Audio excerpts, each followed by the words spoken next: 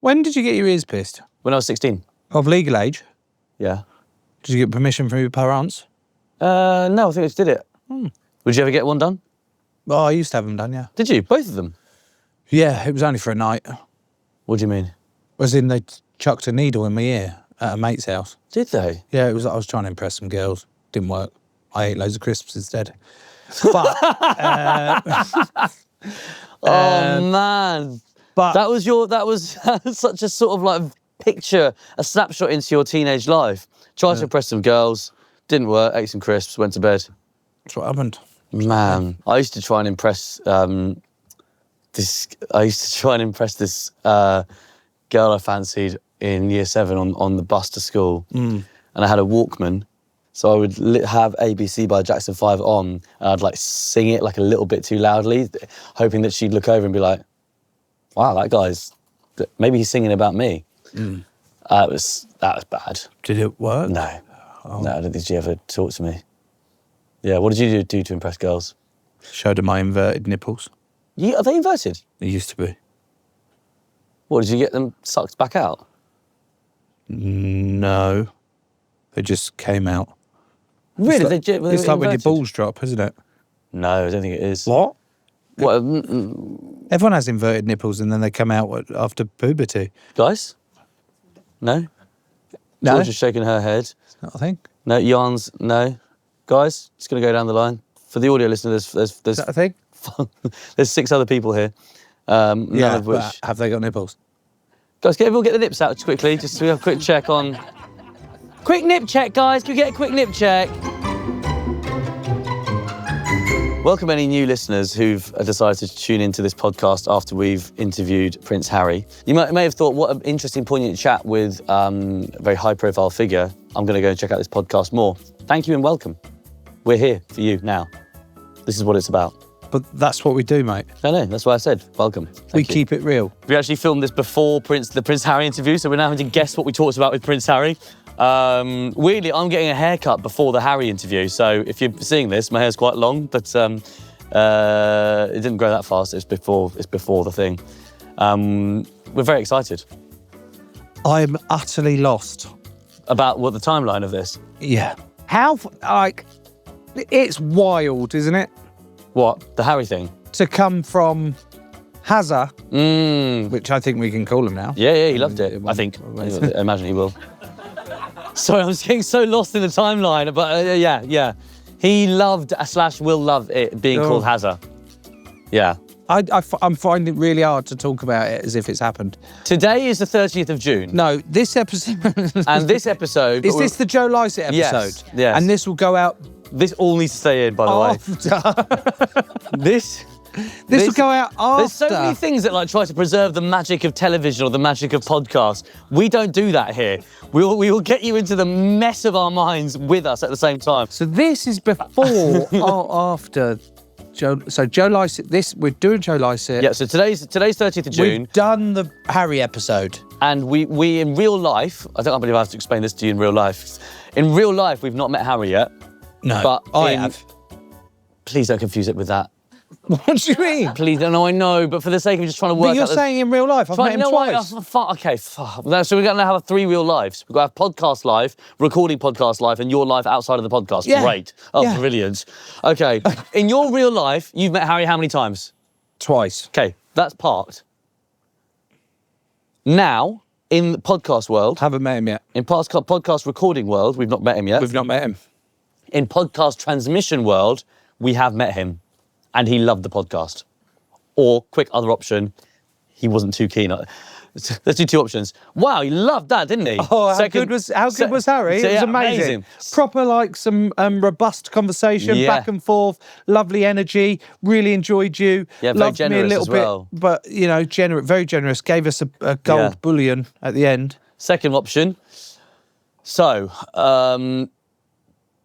do you think, are you happy with what you did last week? But this week is, after the amazing or not so good week with Harry, this week is almost as equally, I love this man that we're about to meet so much, but, you've got to give credit to Harry. Almost as exciting as Harry He is someone who you've also met in the past, I believe. He's someone who was my boss before you were my boss. And I think you're going to enjoy him very much. It's Joe Lycett! Yeah, it's Joe Lycett. I like him. Should we get him in? Janet, please would you send Joe Lycett in? Thank you, darling.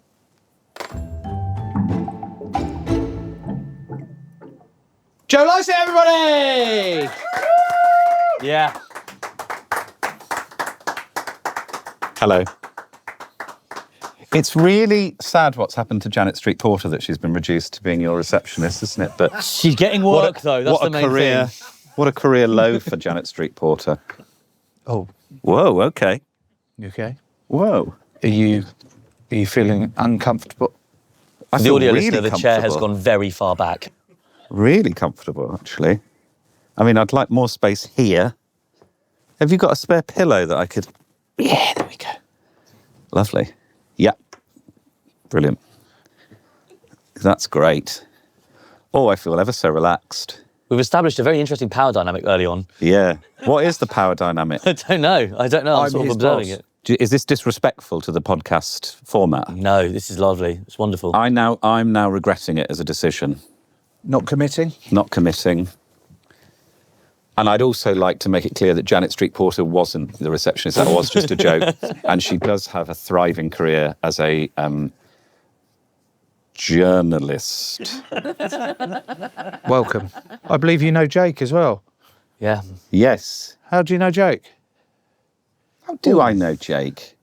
So before he insisted on becoming what we know in the business as talent, he was not talented.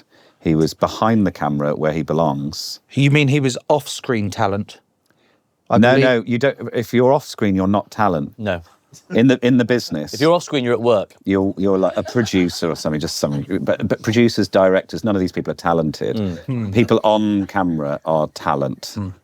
And I knew Jake before he was talent, basically. On that talent scale, does the amount of cameras pointed at you tell you your scale of talent? So, for example, 1, 2, 3, 4. We both have 5 cameras pointed at us. Yeah. Jake, how many have you got at you? I've got my laptop camera on as well. So webcam plus this. So one, but one I've brought myself. But also no. I would argue no. Oh, it doesn't because reflect. Like comedians kind of always want to be the person at the back of the room going, this is silly, isn't it? So it's about what you do with that one camera, not about the volume of cameras. Wow. That is a lesson for life as well, guys. Yeah. It really is. Obviously, Jake wastes that opportunity, but he could be the most important person. Look, why have you got an inkwell for a pencil? Anyway, enough nonsense, enough silly buggers. With every guest, we do intake questionnaires. Okay, fine. Yeah. Okay. Full name? Joe Harry Lycett. It's not Joseph, it's Joe. Any former names? Hugo Boss. Occupation? Comedian. Yeah. Why was there a pause? Well, because I do lots of things, really. Comedian. So, but comedian is like, my main trade, I would say. But, I'm an artist, so I paint and I host television programmes. Do you do any drama? Not really, no. Do you want to do drama? If the right role came up, I would. What sort of role would give you a go? Well, I have been in one American series as a voiceover artist where I play a talking foreskin. So that sort of work, I think, fits with me. What? Yeah. It's a show called Bird Girl. As in a foreskin on a dick? It's off a dick, actually. It's a cut foreskin. It's like it goes off on its own and... It's a circumcised foreskin? Yeah, I mean, it's been a long time since I recorded, but... Star sign? Cancer. Cancerian. Wow, all three of us. Are we? Oh, interesting. When's my birthday? When's your birthday? 5th of July. Oh, it's soon, even though it makes no difference to this because we don't know when we're putting it out. But I would like to celebrate the fact that it's Joe Lycett's birthday on Sunday, Sunday. Joe, it was your birthday recently. Yeah. How was it? God, what a day. What did you do for it? I think I went to the pub. I haven't actually got anything planned. Fair enough. Oh, no, I tell you what I did do, because I can't, on my actual birthday, I know exactly where I'm going to be, or where I was. I went to see Metallica at Wembley Arena Stadium. Wow. I didn't know you were a Metallica now. fan. I'm a metalhead. Are you a metalhead? Metallica? Yeah. Metallica, yeah. Can you do one of their songs for me? Love that one. Sounds a lot like Korn. They're very similar, very similar. Have you always been a metalhead, or was that new? It's new. Basically, I went to Ozzy Osbourne's final gig, Back to the Beginning in Birmingham, and found it really moving, and also was surprised at how much I loved the other bands, particularly Metallica. And so once they announced a tour, which was quite soon after that, I snapped up tickets. I've got one of the vinyls, and I've been listening to that with my son, and he loves it because he can just sprint around.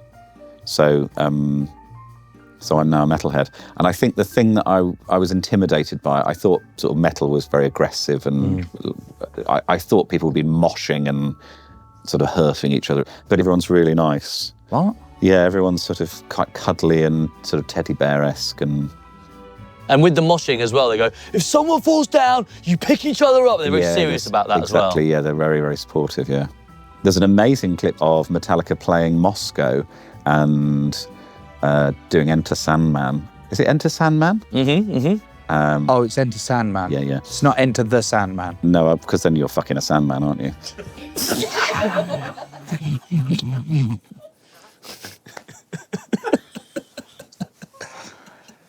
I would... We've all been there. I would really struggle. It's a chafing nightmare. That is actually... Think you're having a nice day at the beach, next thing you know, oh Fucking my a gosh. Sandman. So abrasive. That's so hard to do. I imagine. Like you chuck a load of lube at it, it makes no difference whatsoever. Yeah, it Well, probably actually makes it make everything worse. stick together a bit more. like, sort of like gloopy and then stick scratchy. the sand to the bell end, yeah. Fucking hell. Do you Maybe know- that's where the inspiration for the song came from, is like that sort of dum dum dum dum dum dum dum. It's like that sort of feeling of like, because it's quite a... cutting your knob to So I bits. just imagined you would be the one entering the Sandman, but actually it's more of an invitation. Enter Sandman. It's more that,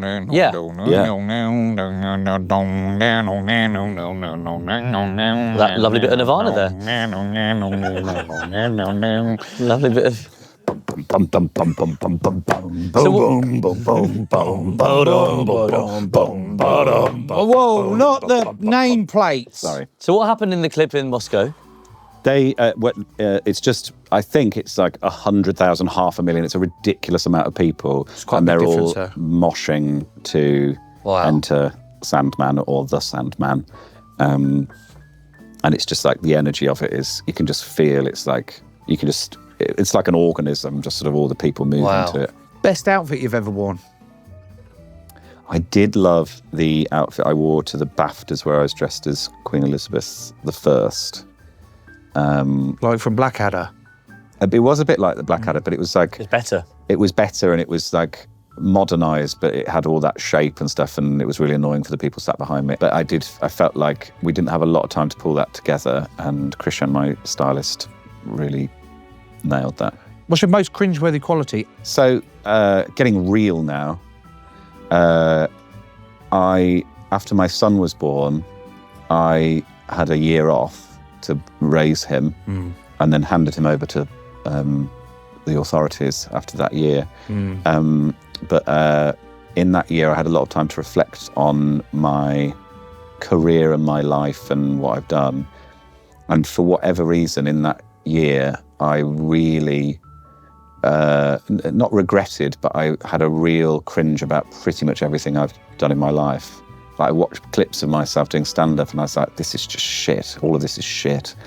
Everything, like, I had a real, like, I went on a real spiral. And I'm out of it now, because I wouldn't be here if I was in it, because I've just lost all confidence. And I think that's just because, like, when you have a bit of time to reflect on stuff, you do kind of... So at one point, I would have said everything that I've ever done is cringe. Now I would say I bite my fingernails, and I think that's quite cringe. I appreciate you being so open That's all right. about that year. Yeah. of reflection. I I think think if just- we're honest, we all look back at stuff and go, Yeah. fucking hell, what were we doing then? Yeah. Why'd we say that? Why did we do? I look back at some picture. There was a picture of me in a a big like faux fur like pimp jacket that I'd got from the charity shop, and a Zimbabwe flag hat, like a proper cap. It wasn't just like the thingy, it was the whole thing was the flag that had been made into a cap. Yeah. And it was at the time that Mugabe was still president. So I look back at that and go, it looks like I'm supporting Mugabe there. And I cringe at that a lot. I haven't done anything as bad as that. No, that's awful. That's That horrific. is- I can't believe you've done that. Yeah.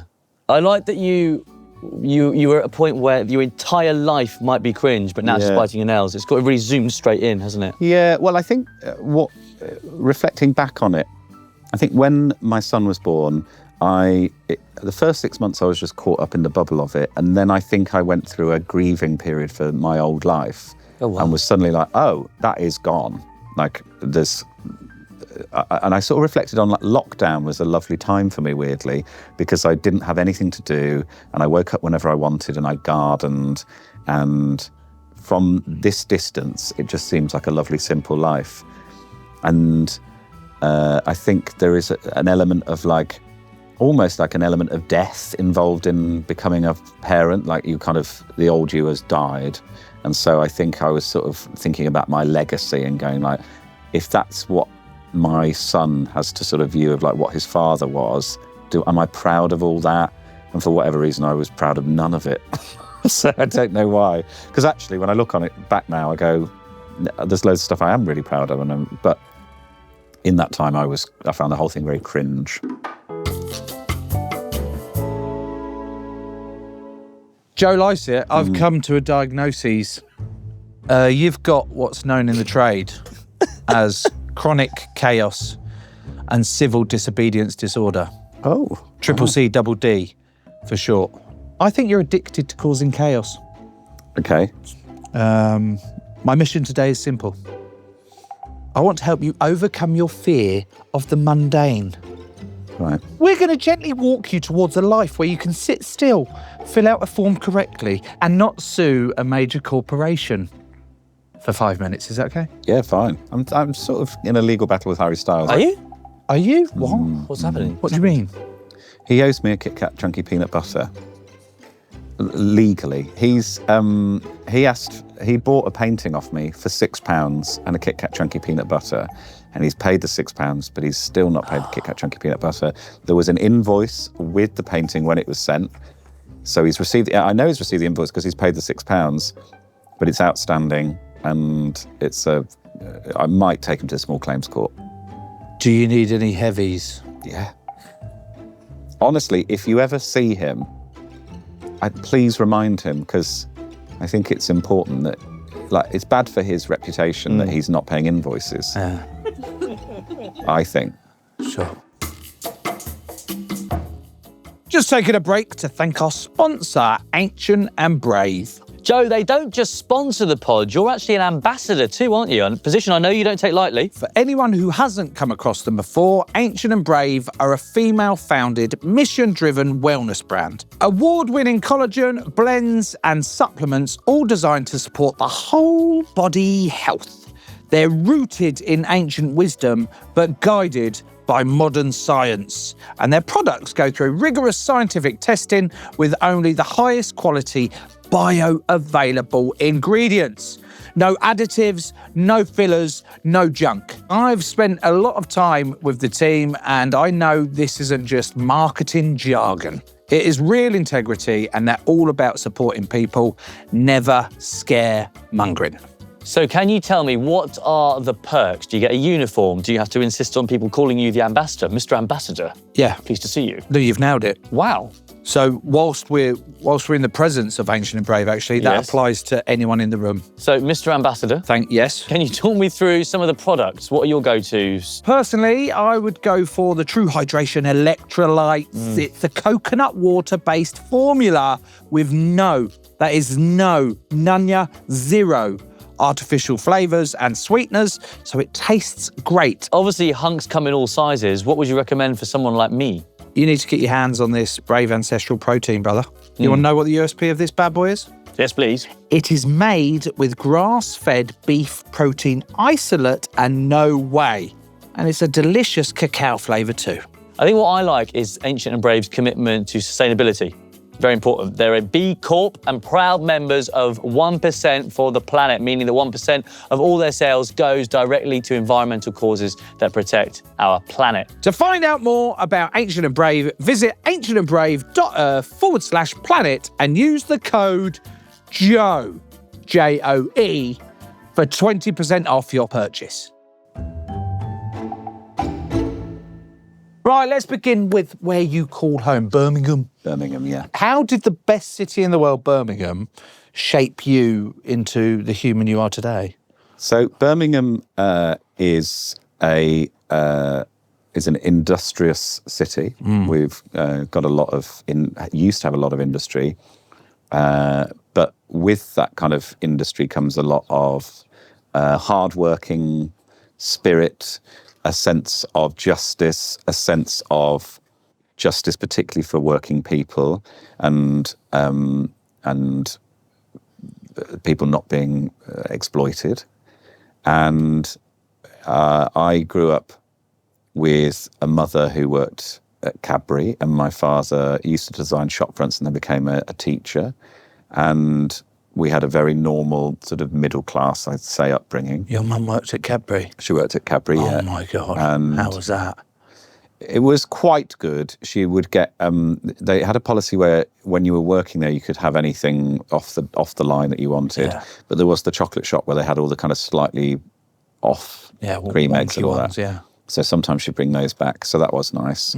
And Bourneville, where the Cadbury factory is, does smell of chocolate. So, you know, if I ever went to sort of her work, it was just wonderful. So yeah, I think it's shaped me in all sorts of ways. One thing that I don't do that a lot of Brummies do is I don't keep quiet about the city. So Brummies are often a bit sort of like, yeah, it's all right, like, come if you want. But I'm like, it's a great city, you should all be visiting Birmingham.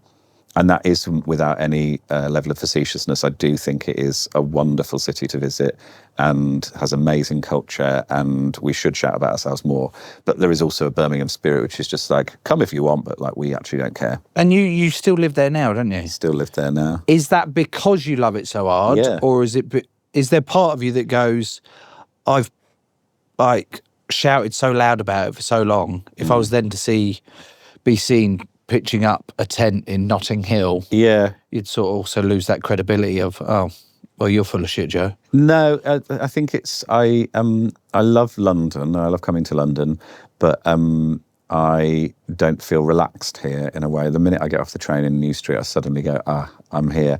Also, there's a thing where when I get off the train in Birmingham, I go, these are my people, because everyone's about 30% less attractive.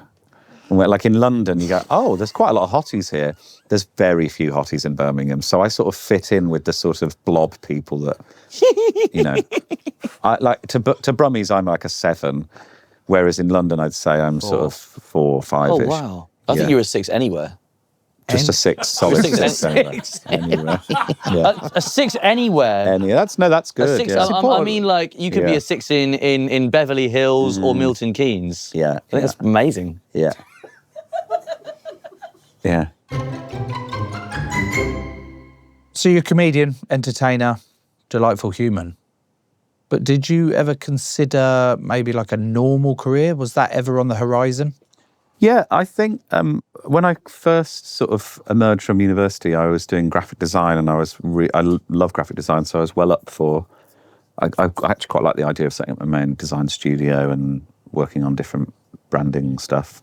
But stand-up, I got a bigger dopamine hit from it, basically. So just pursued that. But I loved working. I sold ice creams and worked on a bar and a theatre, and I loved that. I'd happily go back to that job. It was a very simple, happy life, watching shows and serving drinks. I can serve drinks fast. I can restock a bar quicker than your average.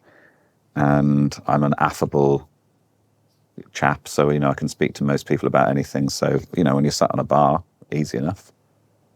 You talk about chasing that dopamine hit. That's what stand-up gives you. You're going on tour again, are you? I'm going on tour again. Next year? Next year. What's it called? It's called Do You Really Lycett? Is it wicked? We're loving it, loving it, loving it. We're loving it, Lycett. Do you want me to say it again? What was it again? Sorry. Do you really Lycett? Is it wicked? We're loving it, loving it, loving it. We're loving it, Lycett. Yeah. Legally, are you all right with that? We'll find out.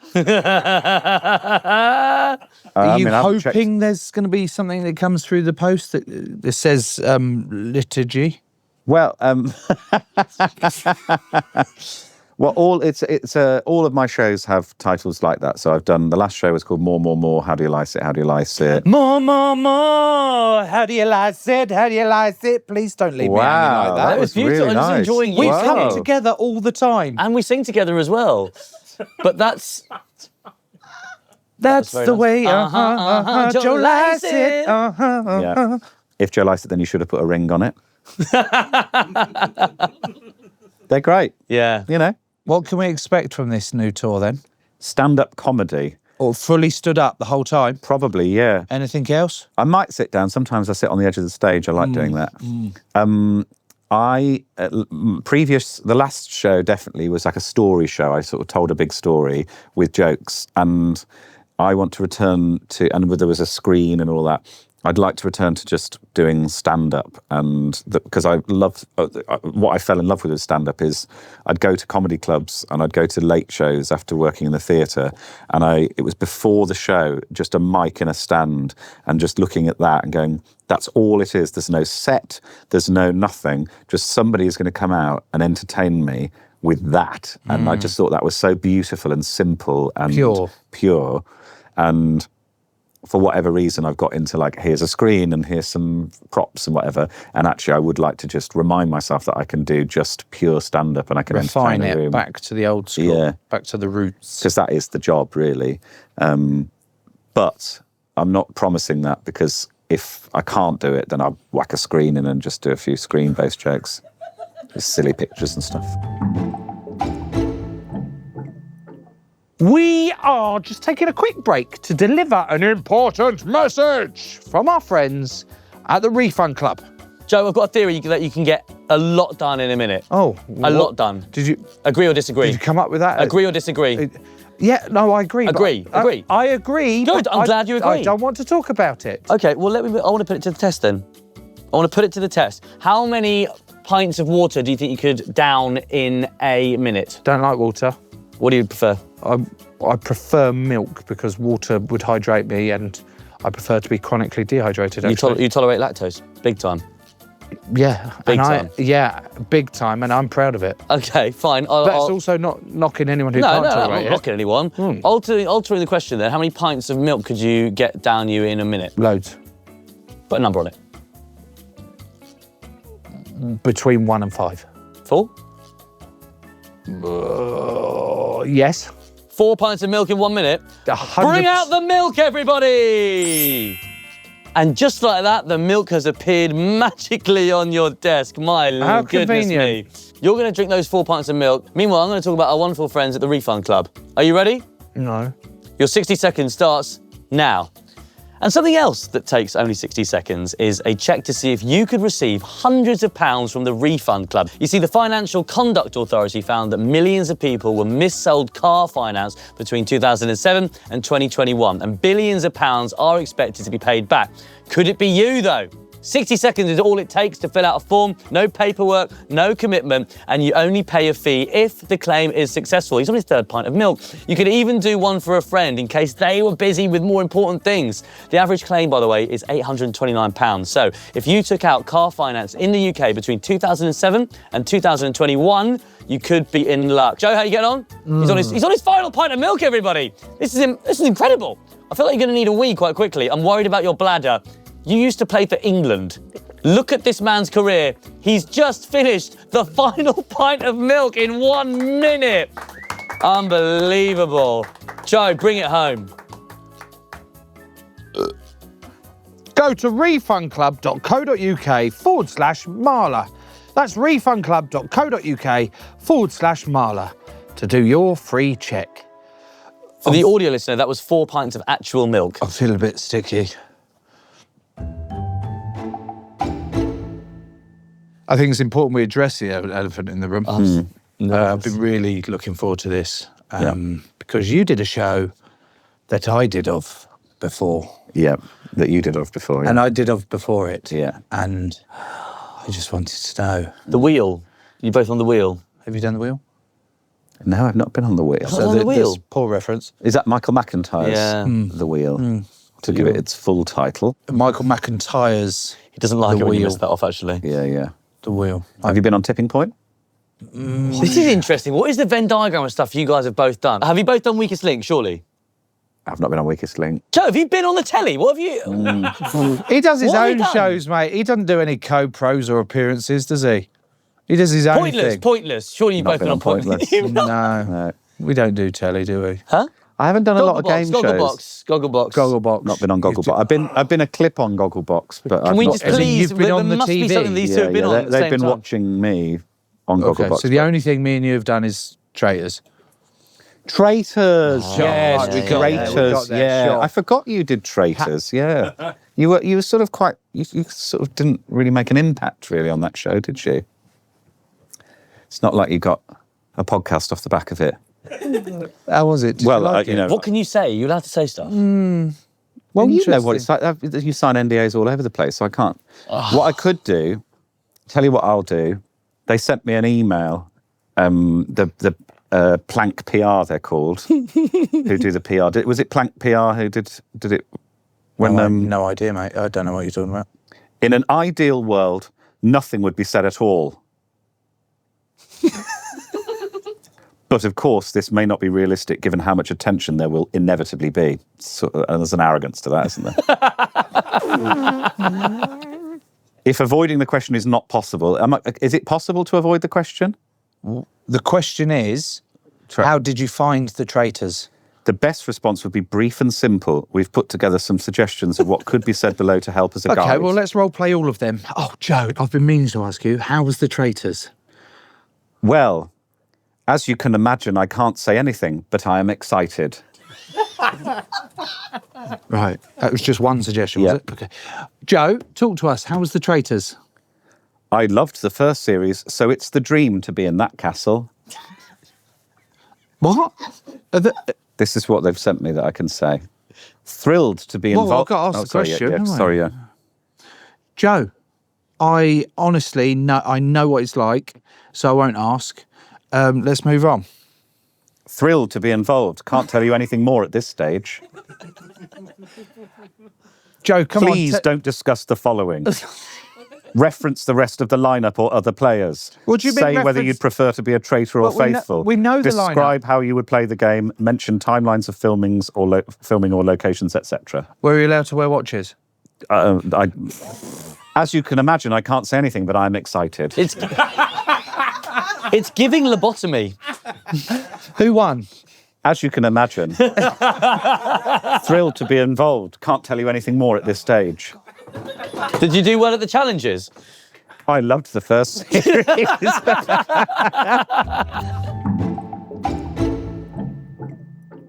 I'm interested to know how you're one of the most well-known entertainers in the country, Prolific. and yet I know very little about your private life. Like, why? What do you want to know? No, is that important to you? Like, private anonymity. Yeah. Well, it is called... It is Anonymity. called Was she on the Traitors this year as well? Anonymity. can't say the word. anonymity. Pardon? Anonymity. Anonymity. I have foregone... I've given up my anonymity by the very nature that I am in the public eye and I come on podcasts and I go on television and, I'm a public figure, I understand that. That the people around me haven't made that decision. And so I see it as a responsibility to protect them as much as I can from my public life, essentially. And my partner doesn't want to be in the public eye, and my son hasn't had a choice in that. So I just feel like until he's old enough to make that decision, then, we can we can go full Bradley Walsh and do a game show together if he wants. And my partner, I don't see a world where she's going to want to be in the public eye because she just doesn't want to be. Sounds slightly different and similar to my wife, Daisy, who she says she doesn't want to be known as my wife.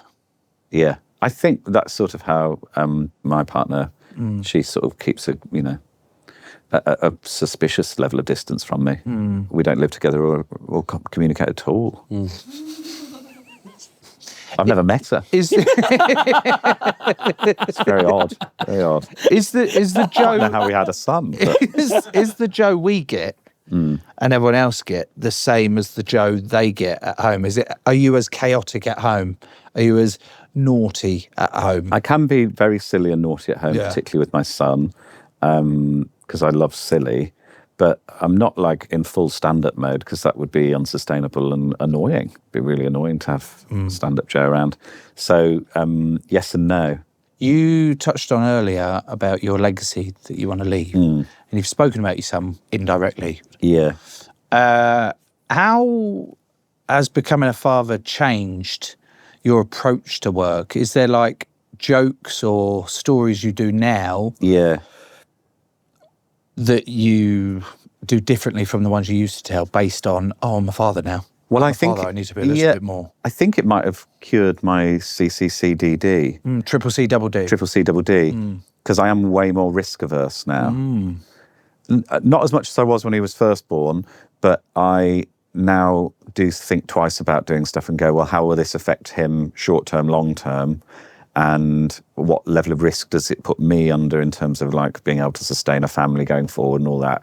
So I do think it has probably changed my priorities in terms of like, it's narrowed my focus into like protecting the family and less about being like a kind of social activist, which I can still do in other ways, but not in like maybe as quite as noisy a way. So I don't think I'll do as many sort of stunty things as I used to. Or if I do, there'll be more. I really like, there's a therapist that I saw who is a proper therapist, not whatever you're doing. And she said that rather than be against something, be for something. And I really like that, rather than be like, that company's terrible, I'm going to take them down. Just sort of ignore that and go, well, what are they doing that you can counter and do a nice thing that they're not doing? So that's sort of how I'm approaching life going forward, is like, be for something and, rather than attacking something else. Well, obviously I'm going to attack things. Interesting that you brought that up actually, Joe, because that was going to be my next point I was going to put to you. Oh, yes. I was going to say, Joe, I think it's important for your own health and your family's health and moving forward that you should be more for something than against something. Oh, you're going to say that, were you? It was literally written on my notes. Wow. Look, it was before. Look, see there? Before, rather against. Rather again, it says, Rather again. Rather before rather than again. Everyone's got their own way of writing. Yeah. Right, well, I've got you here to help you conquer your fear of the mundane. Remember that? Oh, yes. To help you with this, Jake, he has prepared one final exercise from Mr. Joe Lycett. I want the two of you to go head to head now. We're going to find beauty in the boredom. Oh. Majesty in the mundane. We're having a bore off. It's a bore off, everybody. It's a bore off, everybody. It's a bore off, everybody. Round by round, I want you two to present the almost boring offering to the category. Yep. And then we're going to decide who is most comfortable with accessing the most boring part of their life. First up, please display for us, sorry audio listener, the most boring photo on your camera roll. I don't think you've got any boring things in your camera roll. Oh, okay, I've got my most boring, yeah. I mean, there's a few different things here and there. There's like a picture of a plug from a drain that didn't fit that I was going to get. That sounds quite boring, beautiful. Yeah. I've got a picture. Oh, this is boring. Okay. This is a picture of me in Italy, in an Airbnb, and on the wall there's a fern, and it says, "You are going to be great. Keep going." Yeah. That's boring, isn't it? That's a boring bit of art. Joe Marler, it's going to be tough to follow. I've got this, Joe. Okay. Say what you see, mate. There's something brown on a finger next to... What's that? A light switch. Right, I sent you that in... That is out of order. Right, this is completely out of order here. Is that your finger, Jake? I texted him, I said, look what I found. I had a little wiggle in my ear and that came out. That is a clump of dark wax. Why did you hold it up against a light switch? Scale. Oh, I was because the finger wasn't giving enough scale. Winner has to go to Joe Lycett. Right, yeah. 1-0. Round 2, most boring WhatsApp group you're in. No. Joe Lycett. The name isn't boring, but it is boring. I'm in a WhatsApp group called James Loves Cock.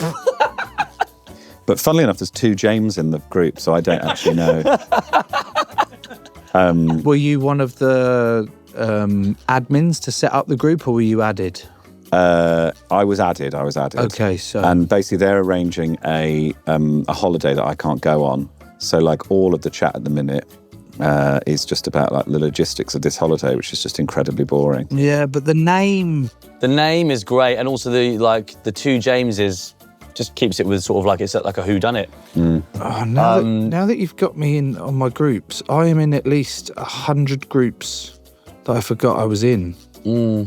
This one, the Lensbury Head Start Camp 3. Right, what's that? That sounds fucking dull, that. It's really dull, that, yeah. It's just a logistics group for when I used to play rugby. And they'd say... On reflection, do you think the crescendo of Please. the entire episode should be something where we try and be as boring as possible? It's sort of only dawned on me now as a format point that is what the big finale is. Let's do the most dull thing we can do. Yeah, I'm gonna give it to James Loves Cock. Final one. Who's the most boring person in your phone? Oh. Fucking hell, this is a bit harsh, isn't it? How do you spell Bhardwaj? That's unkind. That is unkind. I don't know who's... I don't really have boring people in my phone. I'm going to ring them, see if they pick up. VW Garage, that's boring. Yes, That's lovely. very boring. Lovely. You got a VW, interesting. Oh, I see. Hello? Oh, mate. Right, okay, that's brilliant. So I'm going to give the... I thought someone had rung. Haven't saved your number. I think that works, what happened there. Do you think it works? I think the audience at home might not, but I personally... I think... Let's see. Let's see what happens. Text in. I've just lost it. Text in. You could text Jake. His number is... Where is it now? Bard BH, is it? I think what we watched should have... 077 6 and just bleep it. do let Jake know. Congratulations, Joe. You are in touch with your mundane side. Round of applause for Joe, everybody. Thank you. Thanks, everyone. This Always is get out of these things with a big round of applause. What an extraordinary experience. Joe, that is the end of our session today. I suspect you're happier than I am about that being the case. Do you know what? I came into this thinking, it's a bit of press. I'll just sit and bear it. And that's been about right. Spot on. We've made you a badge to remind you of the progress that you've made in today's session. That's nice. Jake, what have we gone with today? Every guest gets a badge. Every guest doesn't always get one so beautifully made, though. It says, always look on the beige side of life. Lovely. That's for you. It You can have makes that. really no nice. sense. No, I But think like does. it feels sort of counterculture in a way that you could catch on. Before you leave, you also get a lollipop. Have you asked Claudia to be on this show? Which one? Winkleman. Not sure she's going to speak to me ever again after what I did to her. What did you do to her? I picked one of my nose hairs and sneezed in her face without covering my hand. Yeah. Luckily, that fringe will capture a lot of that. Joe Lycett, everybody! Joe Lycett, everybody! If you want to join the doctor's waiting list, then please subscribe to our YouTube channel and follow us on Instagram at We'll See You Now Show. Remember, unless it's not clear enough already, I'm not a real doctor. If you need any professional help, you'll find a link to great support services on our Instagram. I've been Joe Marler, and this has been Joe Marler Will See You Now, and I'll see you next time. Bye-bye.